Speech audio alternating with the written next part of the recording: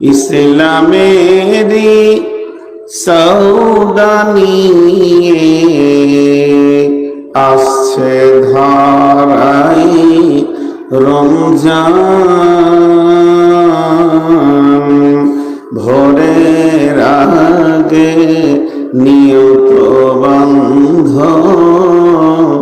ভুল করো না মুসলমান। ইসলামের সৌদা নিয়ে আসছে ধারাই রমজান, ভোরের আগে নিয়ত বন্ধ, ভুল করো না মুসলমান।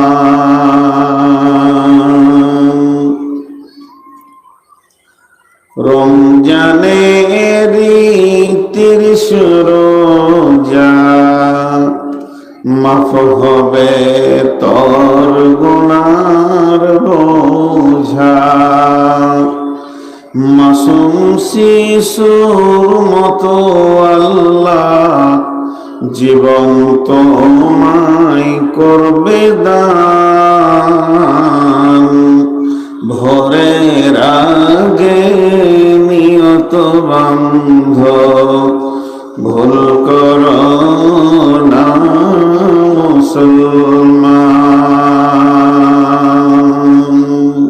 কোরআনের ভিতরে আল্লাহ বলে দিয়েছেন যে মুসলমানদের অবস্থা কখন শোচনীয় হবে।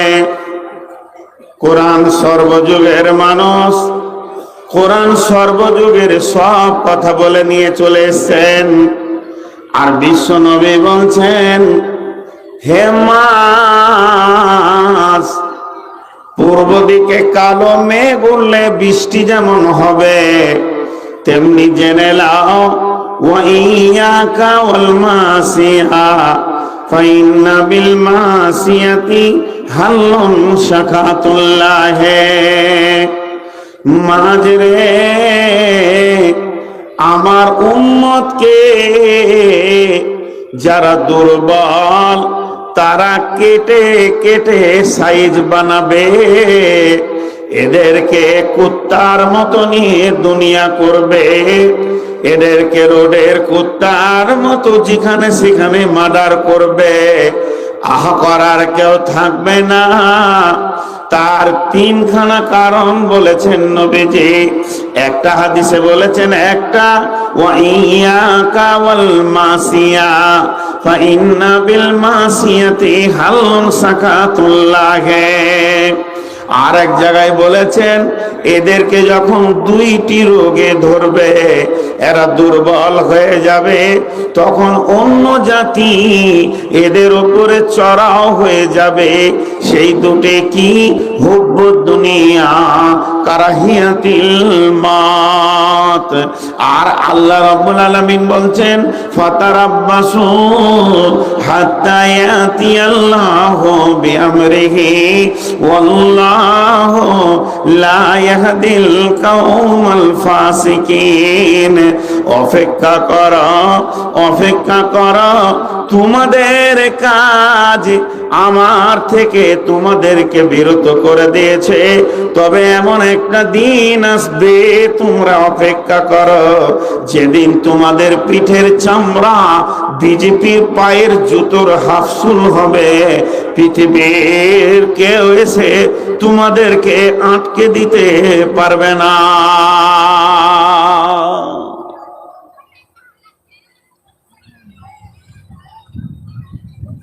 পেছনে কিন্তু বক্স নাই।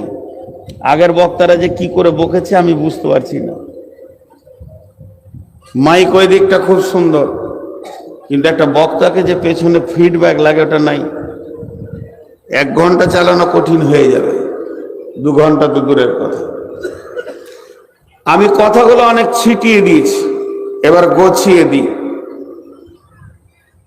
মুসলমানদের দোষ কি? যেখানেই উঠেছে বলছে মারো, এদেরকে কমাও। আজীব একটা অবস্থা পড়ে আছে মুসলিমরা। কেন? কি অপরাধ করেছে এরা? জি, না ঘরকা না ঘাটকা, না ঘরকা না ঘাটকা, কোন জায়গায় এরা স্থান পাচ্ছে না। একটাই কারণ, প্রথম আল্লাহ বলছেন, তারপরে নবীজিটার তর্জমা করে দেব। আল্লাহ বলছেন, শোন, যখন তোরা 8টা জিনিসের প্রেমে পড়ে যাবি আর তোদের কাছ থেকে 3টে জিনিসের প্রেম কমে যাবে, তখন তোরা জেনে নিস আল্লাহর হুকুম আসমান থেকে এমন আসবে, তোদের পিঠের চামড়াগুলো তুলে নিবে। যাদের কোনো ক্ষমতা থাকবে না, এরাই তোদের উপরে কর্তৃত্ব করবে।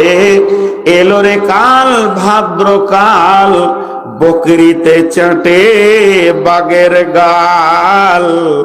একটা বাঘ শুয়ে আছে আর বকরিতে এসে বাঘের গালকে চেটে দিয়ে চলে গেল। তাহলে বলেন ওই বাঘটার মূল্য কত? সেই অবস্থা বর্তমানে হয়ে গেছে।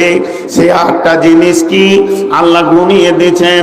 কুলিন কানা বাউকুম, যদি তোমরা তোমাদের বাপকে, ও আবনাউকুম, তোমাদের সন্তানকে, ও ইখওয়ানুকুম, তোমাদের ভাইকে, ও আজওয়াজুকুম, তোমাদের বিবিকে, ও আসিরাতুকুম, তোমাদের বন্ধু বান্ধবকে, ও আমওয়ালুন ইকতারাফতুমুহা, তোমার সঞ্চিত মালকে, ও তিজারাতুন তাকসাউনা কাসাদাহা, ব্যবসা বাণিজ্য চাকরি বাকরিকে, ও মাসাকিন তারজাউনাহা, আর যে অট্টালিকাটা তুমি বানিয়েছো ঘর, এই ঘরটাকে টোটাল 8টা জিনিসের নাম আমার আল্লাহ করলেন।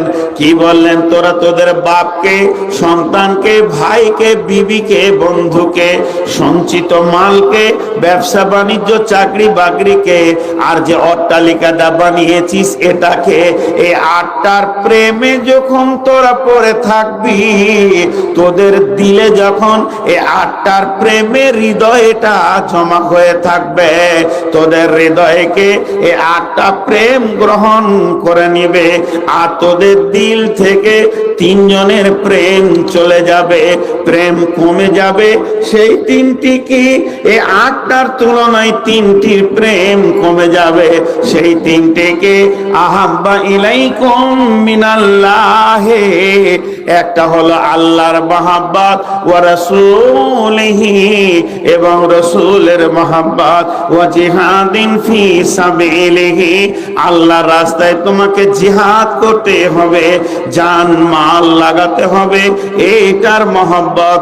এই 3টে জিনিসের মহব্বত যখন কমে আসবে আর 8টার মহব্বত যখন উপর দিকে বেড়ে যাবে, তো আমার আল্লাহ বলছেন ফাতারাব্বাসু, ফাতারাব্বাসু, ফাতারাব্বাসু মানে অপেক্ষা করো, দেখা যাবে এমন একটা দিন আসবে, হাত্তা ইয়াতিয়াল্লাহু বিআমরিহি, অতক্ষণ পর্যন্ত, যতক্ষণ পর্যন্ত আল্লাহর হুকুম না এসেছে। আল্লাহু লা ইয়াহদিল কাওমাল ফাসিকিন, আল্লাহ ফাসিকদেরকে কোনদিন হেদায়েতের রাস্তা দেবেন না।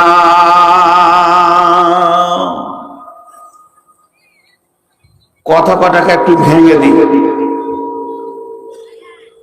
আল্লাহ আসমান থেকে পৃথিবীটাকে দেখছেন,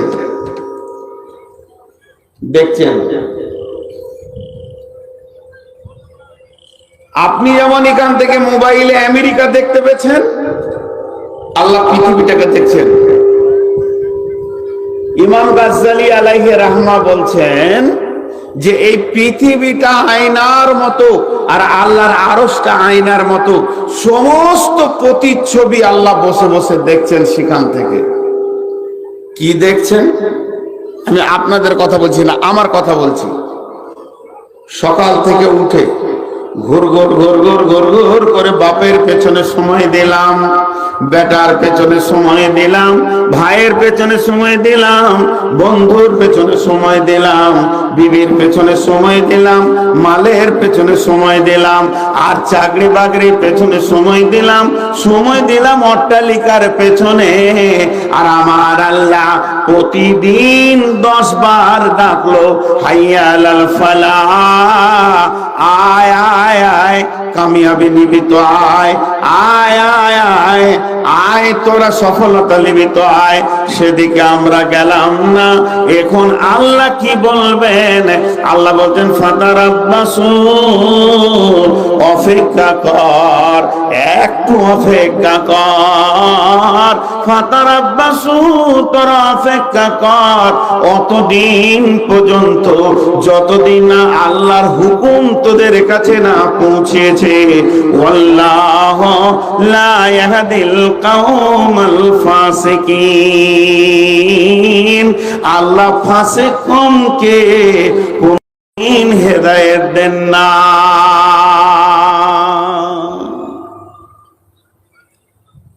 জি, আমি বলেছি 10টা মিনিট আমার আর পার হতে দেন। মেন জায়গায় আমি যখন পৌঁছাবো আপনাকে আমি বলবো বাড়ি যান, আপনি বাড়ি যাবেন না ইনশাআল্লাহ। একটু ভূমিকাটা গুছাতে দেন। মানুষ ভাবছে নূর মোহাম্মদ আজকে কি ধরেছে। আজকের বক্তব্য ইস ঘর মে আগ লাগি হ্যায় ঘর হি কি চিরাগ সে, মিলিয়ে দেবো আপনাদেরকে অঙ্ক করে। তো আল্লাহ তাবারাক ওয়া তাআলাকে আমরা ভালোবাসি, বলে হ্যাঁ ভালোবাসি। একটা হলো জানা আর একটা হলো চিনা। আল্লাহকে আমরা জানি কিন্তু চিনি না। আল্লাহকে আমরা জানি কিন্তু চিনি না সে আল্লাহর ক্ষমতা কতটা। তো আল্লাহকে কতটা ভালোবাসি, একটা ছোট্ট রূপকথা আপনাদের সামনে তুলে ধরবো। এবার ফ্যানটা বন্ধ করেন। আমার রূপকথাটা আপনারা খেয়াল করে শুনবেন। ধরেলেন এই ভৈরবপুরে একটা বিয়ে বাড়ি হচ্ছে, বিয়ে বাড়ি। তো বিয়ে বাড়ি মানে বিয়ের অনুষ্ঠান। সকলে, যে ছেলেটার বিয়ে হচ্ছে তার দোলা ভাই এসেছে, তার বোন এসেছে, তার আরক এসেছে, মামা এসছে, খালা এসছে, খালু এসছে, নানা এসছে, প্রতিবেশী একটা 50, 60, 100, 500 জনের আয়োজন হইচই চলছে। গ্রামে একটা মাদ্রাসা আছে পাশে, আমতলা মাদ্রাসার শিক্ষকগুলোকে দাওয়াত করেছে আর ইমাম সাহেবকে দাওয়াত করেছে। মাদ্রাসার ছেলেগুলোকে দাওয়াত করলে কেন? ওগুলো কোন কুটুম? বিআই এসছে বেটির তরফের কুটুম, আরেক বিআই এসছে বেটার তরফের কুটুম, জামাই এসছে সেটা আমার বেটির স্বামী। ঠিকই আছে, তো মাদ্রাসাওয়ালা কেন দাওয়াতে? মুরব্বি দাওয়াত করেছে, বাড়ি যেটা মুরব্বি হাজি সাহেব, ও বলছে বলে আমার রসুলের কুটুম, আমার রসুলের তরফের কুটুম। আর মসজিদের ইমামকে ডেকেছে, এটা আমার আল্লাহর তরফের কুটুম। বিয়ের অনুষ্ঠান শুরু হলো। জামাই এসছে শালার বিয়েতে 3 দিন আগে এসে সে ক্যামেরা নিয়ে আসলো, মিনি পর্দা নিয়ে আসলো, সিডি চালিয়ে দিল, এলসিডি চলছে বিয়েতে। সেখানে চলছে গান বাজনা, শরীয়তের একটা জিনিসও সেখানে নাই। এবার মাওলানা সাহেব, ইমাম সাহেব বিয়ে খেতে গিয়ে দেখছে ইন্নালিল্লাহ, এ ঘরে তো সব চলছে, আমি একজন জামে মসজিদের ইমাম, এগুলো তো খুতবাতে হারাম বলে রেখেছি, এ জায়গায় আমার খাওয়া যাবে না। সে চলে গেল। মাদ্রাসার শিক্ষকগুলো বলছে এই বিয়ে ঘরের অনুষ্ঠানে যা কিছু চলছে সবই হারাম, তাহলে আমাদের এখানে থাকা যাবে না। তারা ফেরত চলে গেল। তাহলে রসুলের কুটুম ফিরে গেল, আল্লাহর কুটুম ফিরে গেল। থাকলো কে? বাকি আত্মীয়রা থাকলো। এখন যদি ওই সিডিটা বন্ধ করে দেওয়া হয়, এখন যদি গান বাজনা বন্ধ করে দেওয়া হয়, জামাইরা বেঁকে বসবে, রাগ করবে, এর জন্য বন্ধ করা গেল না। তার মানে আমার আল্লাহকে এবার বলছি আমরা কি, পৃথিবীর সব আত্মীয় আমার রাজি থাক, তুমি না থাকলেও চলবে, রসুল না থাকলেও চলবে। মুসলমানদের বিয়ের অনুষ্ঠানে আল্লাহ নাই, রসুল নাই। মুসলমানিতে আল্লাহ নাই, রসুল নাই। মুসলমানের নবসম্ভূতিতে বউ দেখতে গিয়ে 25 জন বউ দেখছে, কিন্তু শরীয়ত হচ্ছে ওই দেখবে যে বিয়ে করছে, সেখানেও আল্লাহ নাই, রসুল নাই। মুসলমানের একটা নতুন বউ আনতে গেছে, সেখানেও আল্লাহ নাই, রসুল নাই। অর্থাৎ মুসলমান, আমি এক কথাই বলতে চাইছি, মুসলমান তার আল্লাহকে আর রসুলকে তার ঘর থেকে, তার গাঁ থেকে, তার টলা থেকে, তার পাড়া থেকে গর্দন ধরে বের করে দিয়েছে। আজকে এই ভৈরবডাঙ্গার মুসলমান, আর আমতলার মুসলমান, গগন পাহাড়ের মুসলমান, মুর্শিদাবাদের মুসলমান, এরা করেছে কি, আল্লাহকে এবং রসুলকে গর্দন ধরে ঘর থেকে বের করে দিয়েছে। এরপরে শান্তির বিলাসিতার ঘুমে খাটের ওপরে এসি চালিয়ে দিয়েছে। আল্লাহ বলছে শান্তির মালিক আমি, তোদেরকে শান্তির ঘুম দিতে আমি দিব না। তোদের পেছনে আমি মাস্টার বিজেপিকে পাঠাবো, বজরংকে পাঠাবো, শিবসেনাকে পাঠাবো, পাচার চামকে তুলে নিয়ে তারা পায়ের হাফসুল বানাবে। চল তোরা বিয়ে দিয়ে বউ নিয়েছে, কত শান্তির জীবন কাটাবে আমি আল্লাহর সঙ্গে চ্যালেঞ্জ করে। এর জন্য আল্লাহ তাবারাক ওয়া তাআলা বলেছেন, যখন আমার গোলামেরা, হে নবী তুমি বলে দাও তাদেরকে, তারা যখন 8 জনের প্রেমে পড়ে যাবে, আর তাদের প্রেমে 3 জন থাকবে না, পোশাকে আল্লাহকে নিয়ে রসুলকে নিয়ে, খাওয়াতে আল্লাহকে নিয়ে রসুলকে নিয়ে, প্রতিটি বাড়িতে ডাইনিং টেবিল হয়ে গেছে। বিশ্বনবী থেকে দলিল পাওয়া যাবে না বিশ্বনবী কোনদিন ডাইনিং এ খেয়েছেন, এটা আমি হারাম বলছি না। বন্ধুরা আমার, আজকে আমাদের ঘরে আল্লাহ নাই, রসুল নাই, প্রত্যেকটি বাড়িতে নামাজ নাই, প্রত্যেকটি বাড়িতে আপনার কিনা ছবি তোলা আছে, রহমতের ফেরেশতা নাই। অতএব ওই ঘর থেকে, যে ঘর থেকে আল্লাহ বেরিয়ে চলে গেছেন, যে ঘর থেকে রসুলকে অপমান করে বের করে দেওয়া হয়েছে, ওই ঘরের ওপর সেই মাবুদের মায়া কোনদিন থাকতে পারে না।